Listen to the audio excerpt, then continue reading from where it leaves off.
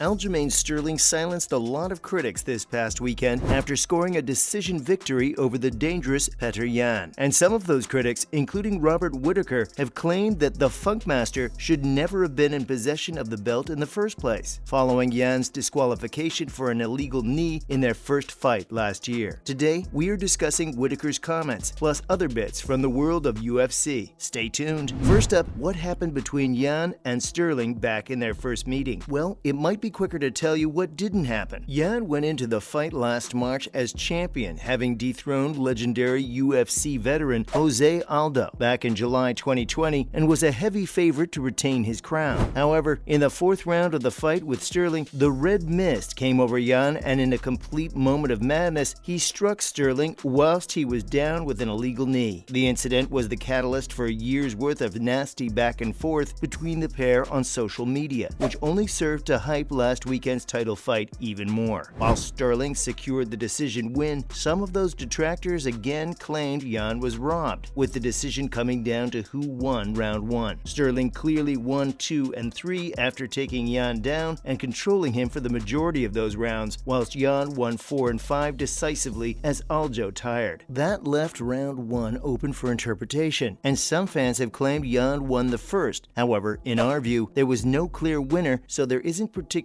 a robbery to speak of. Having secured the win, Sterling has since come out and demanded an apology from all those doubters, but some are still not recognizing his legitimacy. What do you make of the Yan-Sterling beef? These guys are destined to meet again at some point in our view. So what did Whittaker say? Stay tuned to find out. Hot off his own title fight defeat against Israel Adesanya recently, Bobby Knuckles has chimed in on the situation at the top of the heap in the bantamweight division. The former middleweight champ claims that Sterling's behavior was a little on the disrespectful side in the lead-up to the championship fight this past weekend, but Yan also hasn't been particularly respectful either, so we're not sure why Whittaker has singled Aljo out. And Rob issued a stark reminder to the Serra Longa fighter, saying he didn't win, Petr lost. Sterling didn't win, Petr lost. Okay? This is how it happened. That is the undeniable truth of the matter. So you can't go around saying, I'm the champ, I'm the best in the world, because you didn't win the belt. You were given it. It's different. When interviewed recently, whilst that might be true, Sterling was still the other fighter in the octagon, the fighter who was illegally struck, so it would be interesting to see who Whittaker would have given the belt to if it were up to him. Of course, Sterling didn't technically win the belt, but he was on the receiving end of an illegal move, so we're not sure how he was supposed to act. Fake it till you make it, right? Well, he's now made it, so maybe Whittaker will give him the respect he deserves. What do you guys make of the former middleweight king's comments? Let us know below. Next up, Dana White has chimed in on Aljo's win over Yan at the weekend. So, as we know, UFC 273 featured 2 world title fights, one of which was the bantamweight clash between Aljamain Sterling and Petr Yan, with the Funkmaster coming out on top. But not all were pleased by the outcome, least of all UFC head honcho Dana White, who claimed the judges blew the decision and that in fact, it should have been scored the other way. White said, I thought the judges blew that one. I had it 3-2 the other way. I don't know how you guys scored it, but I guess it's all on how you scored that first round, which as we mentioned earlier is the contentious round. But Yan can hardly be angry at leaving the decision in the hands of the judges. However, as much as White believes Yan won the fight, it doesn't look as though he is willing to give the Russian a third crack at Sterling. Instead, it looks more and more likely that that honor will go to TJ Dillashaw, who has recently returned from a 2-year absence after being caught cheating. However, on Monday's MMA Hour podcast, Sterling sounded as though he was backtracking on his call-out of Dillashaw, saying that in the heat of the moment, he wanted it as White had been talking it up. So maybe this is in response to White's comments about Aljo not winning the fight. What do you guys make of all this? And Aljo has reacted to White's comments. You'll want to hear this. Of course, Aljamain Sterling was right to feel aggrieved at his boss's assessment of his title fight over the weekend and has responded in kind. Aljo alluded to the fact that he's never gotten much love from White and that he wasn't particularly surprised. Whilst he won the fight fair and square, Sterling said that White is always throwing dirt on my name, as that's just what he does. It might be frustrating for Sterling to hear those words, especially after doing enough to secure the victory, but you can't please everyone, right? Sterling went on to say, I think he has Yan rated so highly, he's such a dangerous guy. To have the grappler do that to him him. He was really shocked, especially after the first fight, because he probably thought I had no chance in hell of winning that fight either. The bantamweight champ went on to reveal how it must suck to be Dana right now after writing him off. He also referenced how it hurts to be slapped in the face like that by the top guy in the promotion, but that he just takes solace in the fact that White doesn't know how to judge a fight. He also claimed that Dana was clearly invested in Yan and that he's messed their plans up. Aljo also went in on Big John Stupid McCarthy, who had also criticized him, saying Yan should have won. Whatever happens going forward, Aljo should now rightly demand the respect of his peers. What do you make of all this? And now Brendan Schaub has weighed in. There is famously no love lost between Schaub and Dana White, so it's hardly unsurprising that the stand-up comedian who used to ply his trade in the UFC has thrown his weight behind Sterling, and he didn't hold back, claiming that White had screwed up over his own fighter, but not in those words. Replying to White's claims that the judges got it wrong, Schaub, who competed in the heavyweight division, said, "When you're the president of the UFC, you have a responsibility. So when you say the judges got that one wrong, now you screwed Aljamain Sterling over. Now you screwed him because he beat the naysayers, he beat the haters, he shut everybody up. But now it resurfaces because the most powerful man in the UFC says he didn't win that fight, which you don't know what you're talking about. You're wrong, dude." And it's hard to disagree with Schaub. Sterling will now have to put up with more idiots claiming he didn't win the fight because they've heard it from the boss. The first round was tight, of course, but there was no robbery here. For a robbery to occur, a fighter has to have had a round scored so wrongly against him that it's clearly obvious, and that isn't the case here. Schaub finished by claiming Dana rushed to judgment and should really be using the same criteria that the fighters have to go off of when it comes to judging. Do you agree with Schaub? And finally, news of a former bantamweight champ. Henry Cejudo, or Triple C as he likes to call himself, has recently re-entered the USADA pool, meaning he will soon be eligible to make his long-awaited return to the octagon. And in doing so, he has also called out one of the current pound-for-pound best in the form of Alexander Volkanovski. Speaking earlier this week, the pint-sized former champ believes that should the pair throw down in Australia for Volk's featherweight title, it would attract more fans than came out for Whittaker versus Adesanya 1. The former champ